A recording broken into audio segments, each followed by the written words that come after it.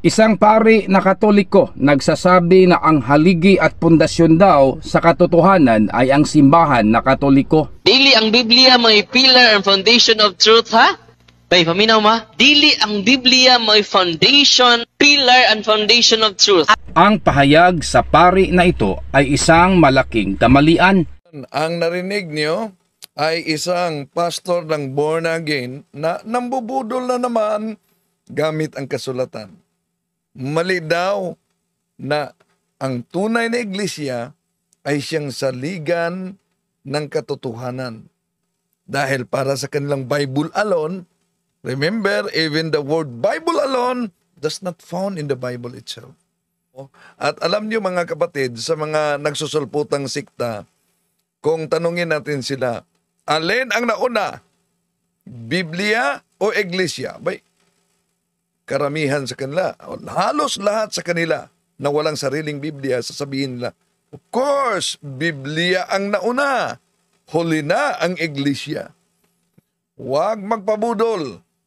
Dami ng mga nagsusulputang sikta ngayon sa ating panahon na yung iba nag-claim na tulad ni Apollo Kibuloy na appointed son of God daw.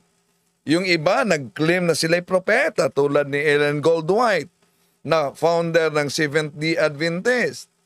Yung grupo ni Charles Taze Russell. Yung grupo ni sa Mormons. So, dami. At yung iba, sila day anghel na walang langit. At dami namang nabudol sa mga nagsusulputang sikta. Kaya mag-ingat at sasagutin natin sila. Dahil alam nyo naman ang kasinungalingan, pag ito'y palaging inulit-ulit, ay magmukha talagang parang katotohanan, lalo na sa ating mga kapatid na kulang ang kaalaman. Okay. Pakinggan natin si Mr. Edwin Canonigo ng Born Again, isang pastor daw ito, na pinutol niya, pinag-chop-chop niya ang pahayag ni Father Darwin. Para bang kinopya niya ang estilo ng Iglesia ni Kristong Tatag ni Felix Manalo. Dahil yun ang palaging estilo nila kahit sa debate at sa mga pangangaral nila. Ang pamumutol, pag-chop-chop. Walang pagkakaiba mga kapatid kung makabasa lang halimbawa ng isang liham na nakalagay, ang putik ay magaling para sa mata. E di kuha agad ng putik at inlagay sa mata, bulag ang resulta. E may karugtong pala, ang putik ay magaling para sa mata kung gusto kang mabulag. O yan, kaya mag-ingat. Dahil kinuha lang dito, ilang bisis na ito ginawa ni Mr. Canonigo, Edwin Canonigo, na pastor ng Born Again. Kang Brad Paul, kumuha lang siya ng pahayag, pinutol na niya. Kay Father Darwin, kinuha niya ang pahayag, pinutol niya. Para yung mga inosinting kaanib nila, abay, mapauo talaga. So, ulitin ko, walang pagkakaiba sa ginawa ng Iglesia ni Cristo. Halimbawa, gumagamit sila ng aklat, mabasa nila ang pamagat ng aklat. Sa Tagalog, hindi lahat. Ni Atty. Chopilo Tumulak, may imprimatur ni Cardinal Vidal, pahina 131. Nakasulat kasi dyan, aaminin ko na ang mga demonyo ay nasa simbahang Katoliko. O yan, pinutol na. May karugtong yon. Aaminin ko na ang mga demonyo ay nasa simbahang Katoliko. Dahil ang mga demonyo ay sumusunod sa mga taong santo. Hindi ito pupunta sa maling iglesia. Dahil, yun ang konteksto. Dito mapansin ninyo, si Mr. Canonigo na isang pastor daw ito ng Born Again, pinutol na naman ang pahayag ni Father Darwin. Sasagutin natin at ibubuking natin ang pambubudol ng pastor na ito. Isang pari na Katoliko nagsasabi na ang haligi at pundasyon daw sa katotohanan ay ang simbahan na Katoliko.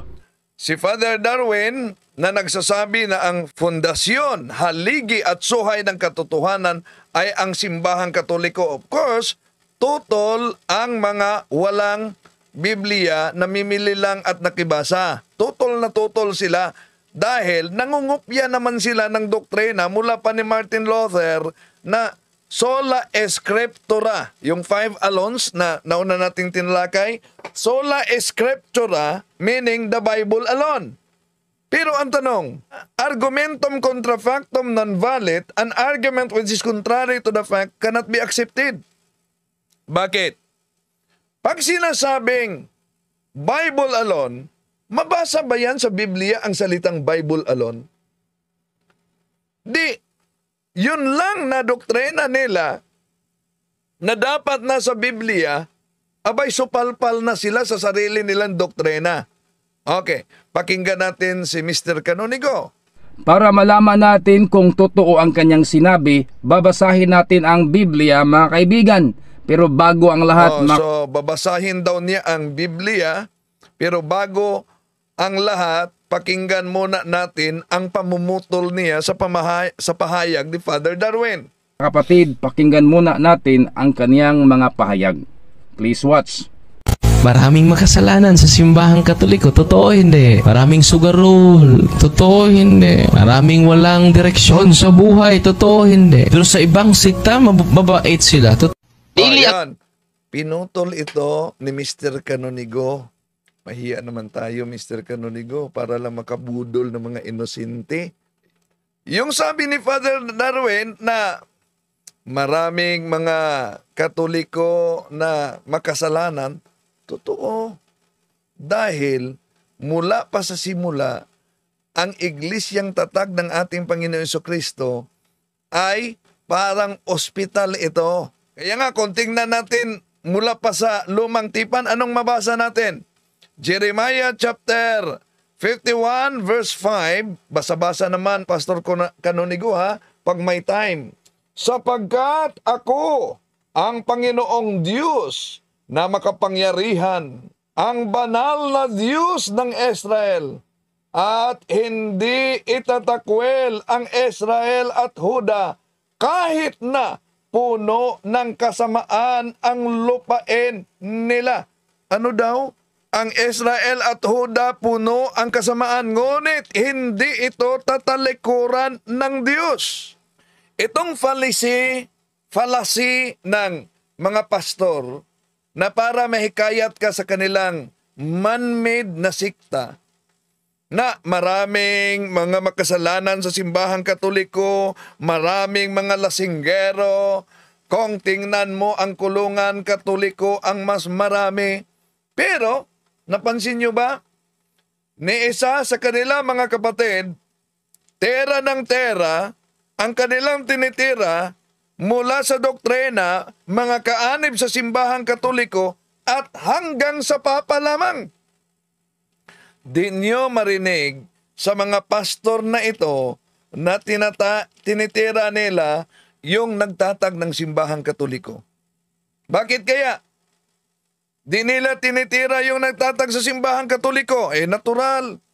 Dahil mapipilitan silang i-research sino ang nagtatag ng simbahang Katoliko kung hindi ang ating Panginoong Hesukristo. Ang lahat na kasaysayan, nagsasabi, Gloria Encyclopedia Volume 5, page 106, Catholic Church, Greek Catholicos Universal, term generally applied to the divine society founded by Jesus Christ. At hindi lang yan, iwanan mo ba ang simbahang itinatag ng ating Panginoon Jesucristo dahil batay sa utos ng ating Panginoon Jesucristo, tinawag ang lahat, masama at mabuti, at napuno ng mga panauhin ang bulwagang kasalan. Saan yan mabasa? San Mateo Kapitulo 22, versikulo 10. Pumunta sa mga pangunahing lansangan ang mga lingkod at isinama nila ang lahat ng kanilang natagpuan, masasama't mabubuti, at napuno ng mga panauhin ang bulwagang pangkasalan. See? Yun ang larawan ng simbahang itinatag ng ating Panginoon Jesucristo. Bakit? Dahil kung tingnan natin ang Jeremias Kapitulo 5, versikulo 26, ito ang mabasa natin. Sapagkat ang masasamang tao ay matatagpuang kasama ng aking bayan.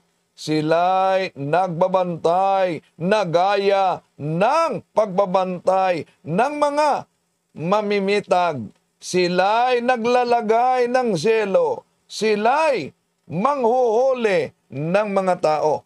Ano daw? Yung mga masasama kasama sa bayan ng Diyos, kasama sa kanyang iglesia. Pinutol yun. Ang pahayag ni Father Darwin, dahil kahit pa na tayo'y masasama o may mga miyembrong makasalanan, hindi ibig sabihin na makasalanan ang simbahang itinatag ng ating Panginoon Jesucristo. At kahit pa sa ibang sekta na sila'y mga mabuting tao, ngunit pirated naman. Di ba? Oh. Ang sino man na nasa simbahan na makasalanan, nagkasala hindi dahil tayo ay mga Katoliko, dahil tayo yung mga nagkasala hindi sumusunod sa aral ng simbahang Katoliko. Ngunit ang kasaysayan ay nagpatunay na ang dami ng mga makasalanang sumusunod sa aral ng simbahang Katoliko at ito'y nagiging mga santo. Okay, tuloy natin si Mr. Canonigo sa kaniyang pahayag dito, mga kapatid. Ang Biblia may pillar and foundation of truth, ha? The Bible is the pillar, hindi ang Bible is the pillar and foundation of truth, ha? Dili ang Biblia may foundation, pillar and foundation of truth. Hindi ang Biblia ang pillar and foundation of truth. Pahayag sa pari na ito ay isang malaking kamalian. Ang pahayag daw sa paring ito ay malaking kamalian. Bakit malaking kamalian? Dahil una, sabi niya, ang Biblia ang pillar and foundation of truth. Sige nga. Saan mabasa sa Biblia na ang Biblia, Bible is the pillar and foundation of truth? Daming nag-react dito, lalo na yung mga kaanib ni Ellen Goldwhite na Seventh-day Adventist. Pero itanong natin, saan?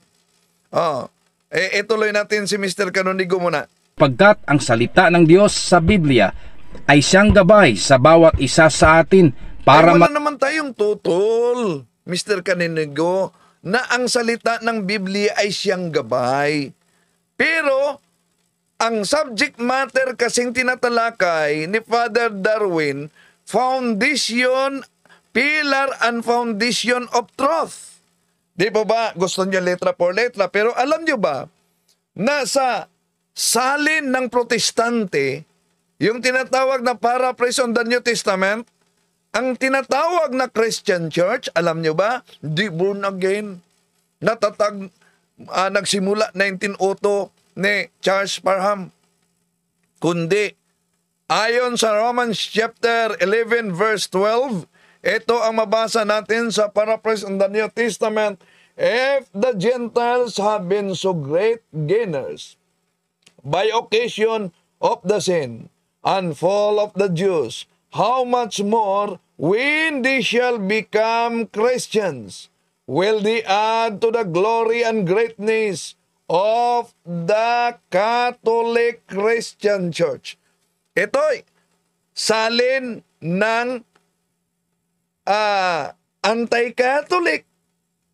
Pero kahit salin ng anti-Catholic, ano daw ang Catholic dito? Catholic Christian Church. Ginagamit natin ito, mga kapatid, kahit hindi salin ng Katoliko, dahil ang gusto nitong mga anti-Catholic, letra por letra. No. Diba? So ngayon, mga mahal na kapatid na nagsubaybay, Ang sabi niya, na mali si Father Darwin, na binanggit ni Father Darwin na the Church of the Living God, the pillar and ground of truth. Mali daw yan.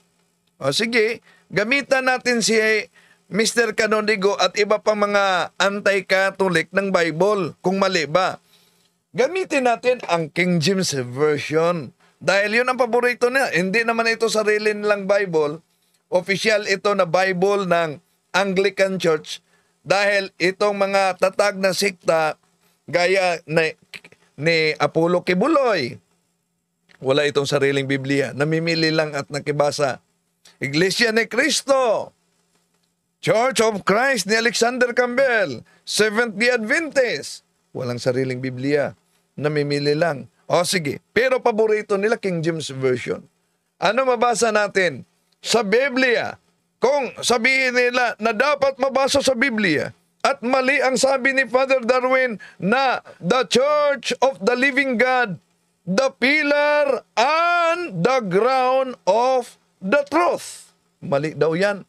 O di, King James Version ang gamitin natin. Eto, 1 Timothy chapter 3 verse 15.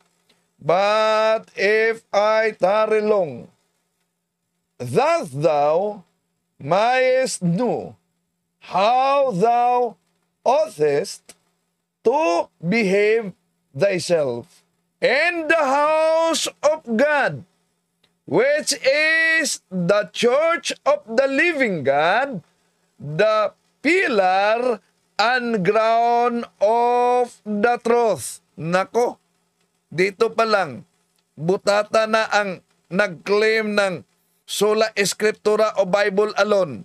King James Version yan. Baka di nila agad maunawaan dahil English.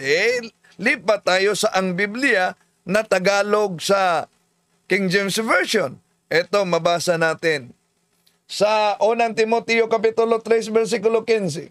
Ngunit kung ako'y magluwat ng mahabang panahon, ay upang maalaman mo kung paano ang dapat sa mga tao na ugaliin nila sa bahay ng Diyos, na siyang iglesia ng Diyos na buhay, at haligi at suhay ng katotohanan. Nako, dito pa lang, butata na ang sola escritura. Di ba? Napansin nyo, sabi nila, Bible lang, Biblia lang. Pero dito natin makita, mga kapatid, na pinipili lamang nila yung mababasa sa Biblia. Bakit? Dahil ginagamit ni Mr. Canonigo kadalasan sa mga anti-Catholic yung ikalawang Timoteo. Pero iniwasan nila ang 1 Timoteo. Ano ba yan? Okay, tuloy natin. Laman kung ano ang mali at kung ano ang wasto at kung paano mamumuhay sa katotohanan at katiwasayan. Ang pahayag na iyon ay isa rin sa dahilan kung bakit karamihan sa mga tao ay hindi na bago ang buhay at walang direksyon. Ang pahayag umano ni Father Darwin, yun ang dahilan kung bakit maraming hindi nagbago ang buhay. Excuse me. Una, ang tunay na iglesia ay may mga bunga sa banal, pagkabanal. Unang Korinto 14:33. Dito lamang sa simbahang Katoliko makita natin yung mga santo, dahil yun ang mga bayani ng pananampalataya. Ngayon, sa born again, makakita ba kayo ng mga santo? Wala. Dahil dito lang sa tunay na iglesia napatunayan na kahit meron mang mga makasalanan, walang pagkakaiba ito sa isang gold. Di mo ba? Yung tunay na ginto, kung itapon mo yan sa putik at mababalot yan sa putik, tanong, nawala na ba ang pagkaginto dahil may mga putik na nakabalot sa naturang ginto? Ang sagot, ginto pa rin, nababalot lang ng putik. Kumpara natin sa mga siktang tatag lamang ng tao.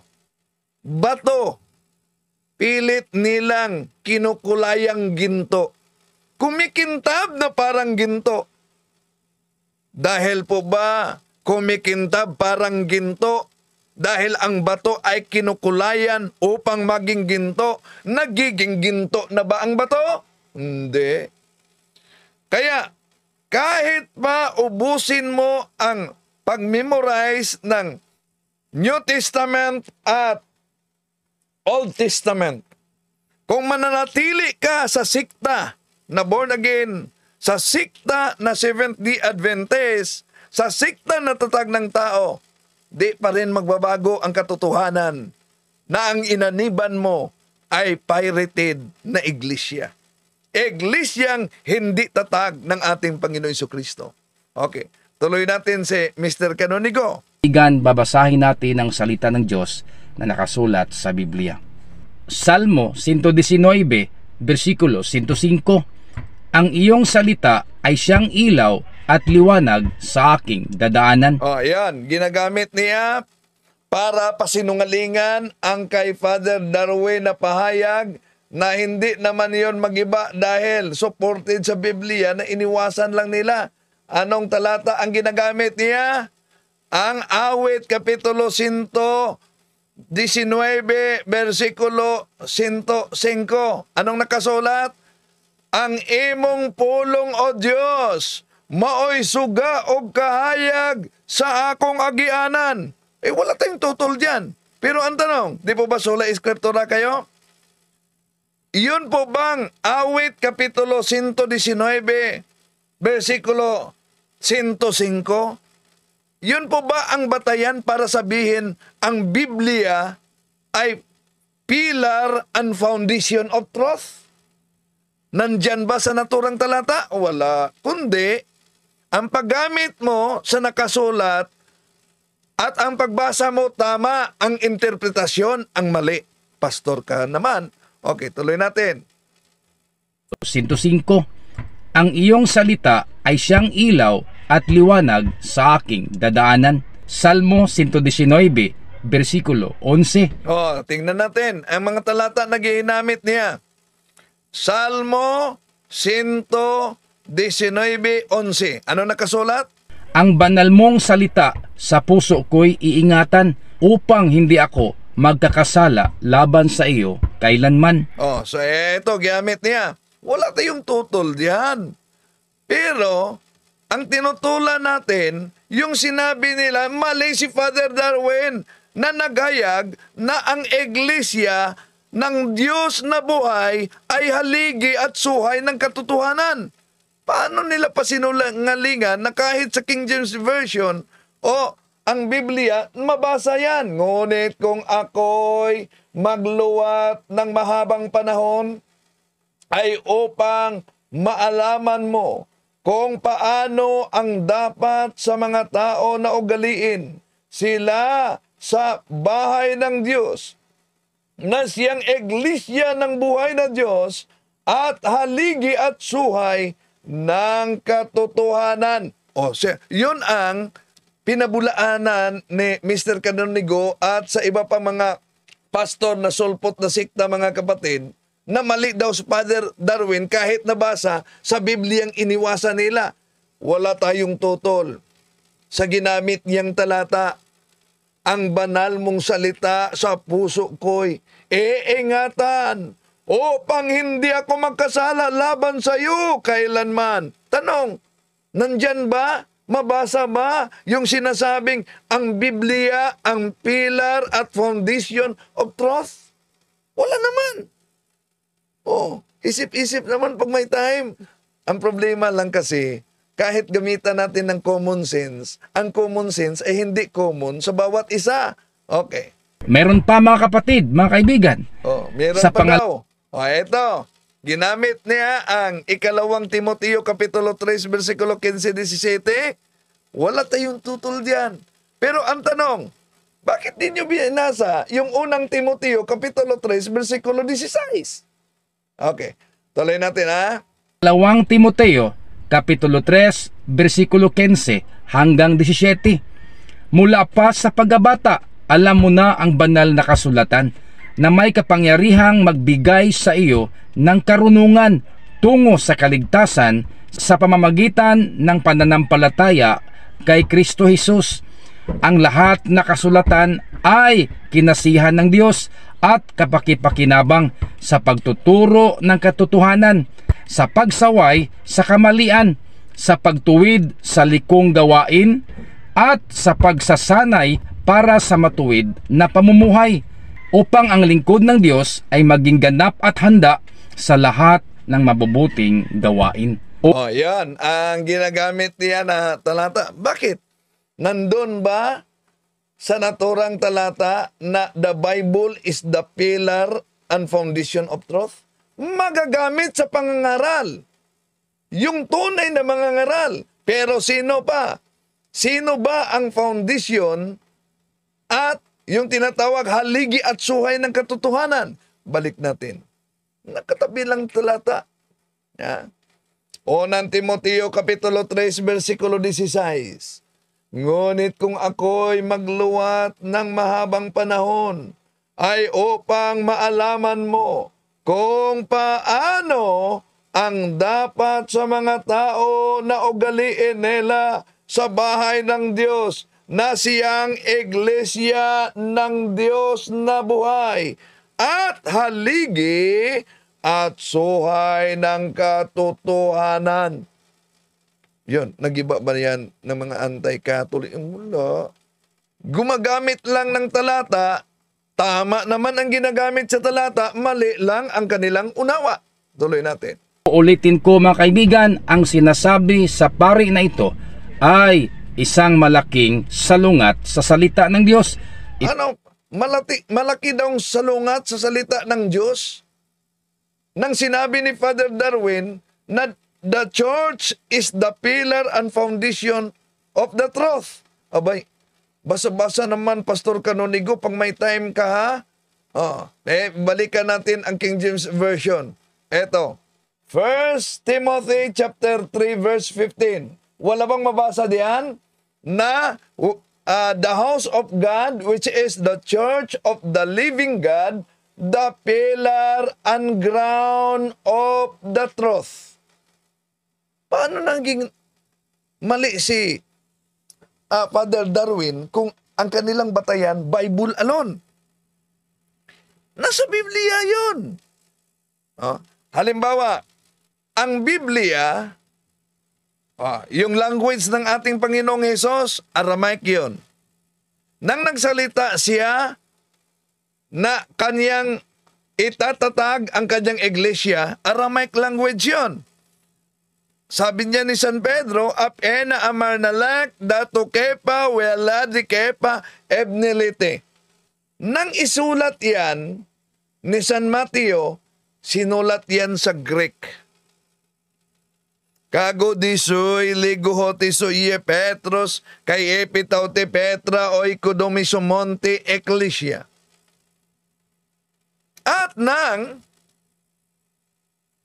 dumaan ang takbo sa panahon, 405 anno Domini, isinalin sa Latin. Et igo di kukiato is Petros, et so piram Petra midipicabo iglesiam yam, et portain pirinon prebilabot adversus iyam. Sa pagtakbo ng panahon, isinalin sa iba't ibang mga lingwahe. Kung sasabihin nila, Bible alone, Biblia lang. Saan mabasa sa Biblia na itong Bibliang ito ay dapat isalin sa iba't ibang lingwahe? Bakit ang King James Version Bible at lahat na Bible magkapariho sa Catholic Bible na may chapter and verses? Bakit? Sino ba ang naghati ng chapter and verses sa Biblia? Sila si Cardinal Hugo de Santo Caro. Sila si Stephen Langton, batay sa kasaysayan. O kung sasabihin nila na dapat ang Bible ay the foundation of truth, hindi mabasa sa Biblia, di paniwalaan. Bakit naniniwala at nangupya kayo sa chapter and verses sa Biblia? Di lang yan. Anong sinunod ninyong kalendaryo ngayon? Lahat na sikta. Kahit na itong inaniba, pinangasiwaan ni Mr. Canonigo, at sa mga Seventh-day Adventist, di ba ang kalendaryong ginagamit ninyo ay ang Gregorian calendar ni Pope Gregory XIII? Bakit sumusunod kayo? Deklarasyon ito ng simbahang Katoliko. Di po ba di kayo maniniwala na the church is the foundation and pillar of the truth? May mabasa ba sa Biblia na daladala ninyo na dapat sundin natin at gamitin natin kalendaryo, itong Gregorian calendar na idiniklara ni Pope Gregory XIII? Di po ba wala namang babasa? Pero ginagamit ninyo. Nako, nakakatawa talaga. Pagsulpot ka. Okay. Dalay natin mga kapatid.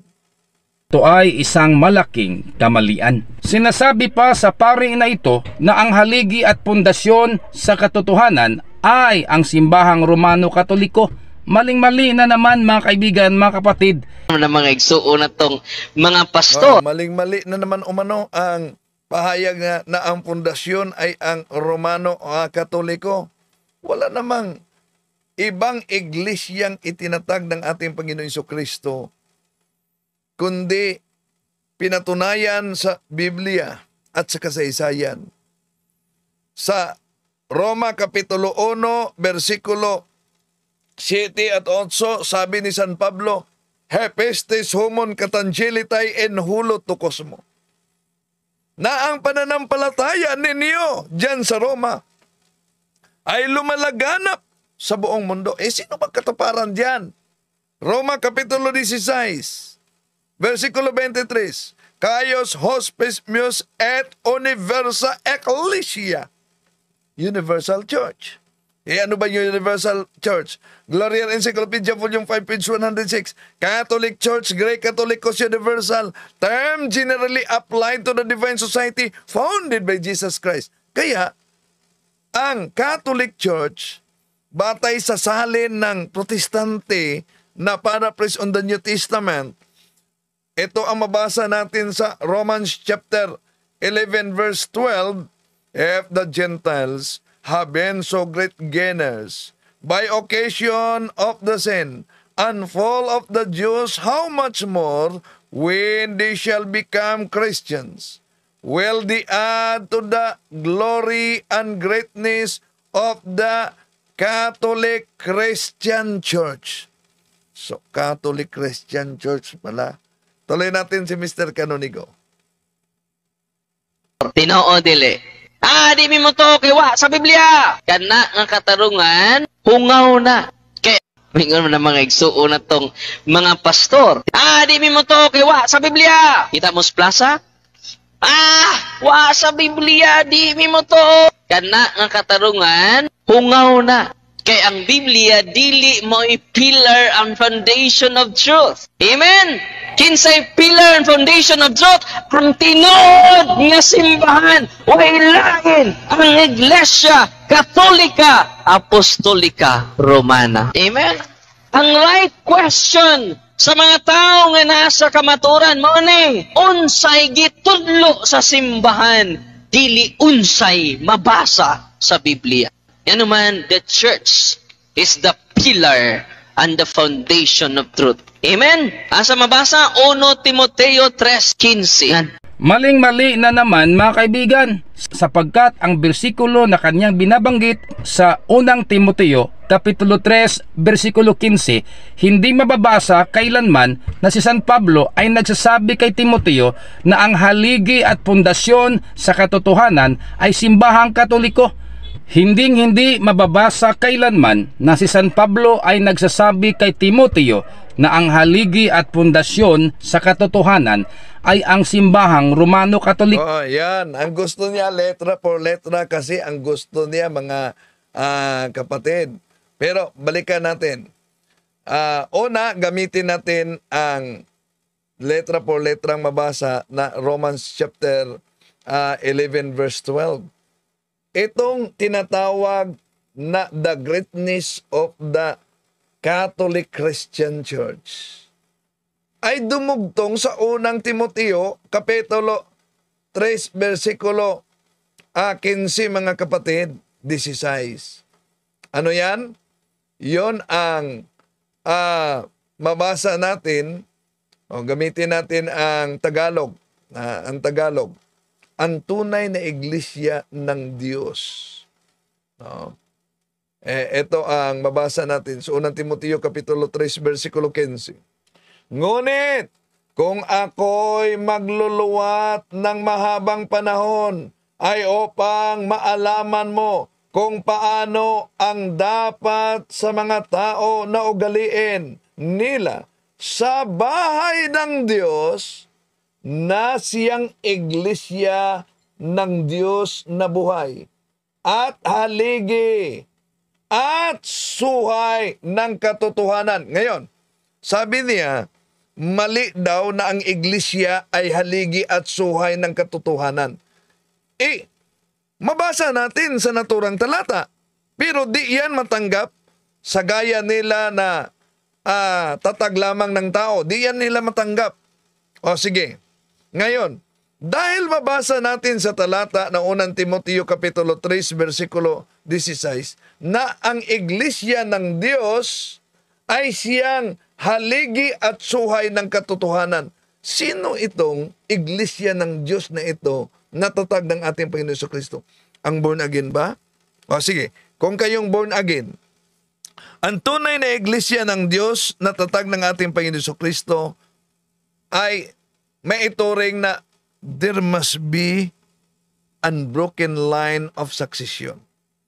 Ang tanong natin dito kay Pastor Canonigo, sa taong 200, sino ang ituro ninyong kasama? Wala, di po ba? Dahil bago lang kayo sumulpot. Sa taong 300, sino ang ituro ninyong kasama? Sa taong 400, sa taong 500, wala. Kaya mag-isip-isip na kayo mga kapatid. At kung ang iglesia sa Diyos na ginagamit dito na kasulat sa 1 Timoteo Kapitulo 3, versikulo 15, na haligi at suhay ng katotohanan, kung hindi ito ang Katoliko, anong iglesia ito? Alang naman ang born again. Di po ba di kayo makatanggap na ang iglesia ng Diyos ang haligi at suhay ng katotohanan dahil para sa inyo, ang Biblia ang haligi at suhay ng katotohanan? At sa paggamit niya ng talata, ang sabi lang niya, hindi Roman Catholic Church. Pero hindi niya mapasinungalingan ang ginamit na batayan ni Father Darwin na mabasa sa 1 Timoteo Kapitulo 3, versikulo 15 na ang iglesia ng Diyos ay siyang haligi at suhay ng katotohanan. Nasalungat sa kaniyang sinasabi na Biblia ang haligi at suhay ng katotohanan. Kaya huwag magpabudol, mga kapatid, nitong mga nagsusulputang sikta. So, kaya mag-ingat mga kapatid. Dahil ang kasinungalingan, pag ito'y palaging inulit-ulit, magmukha talagang parang katotohanan. Lalo na sa ating mga kapatid na kulang ang kaalaman. To make His message known is our responsibility. So here we are to pledge our lives to the Lord of eternity.